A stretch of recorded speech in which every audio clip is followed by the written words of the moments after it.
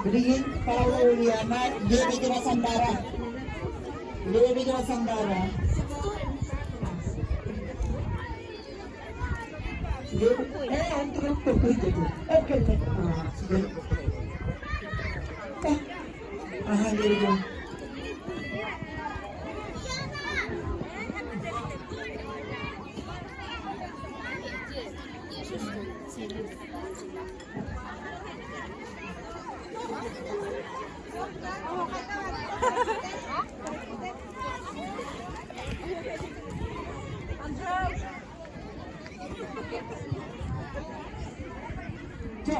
Bapak.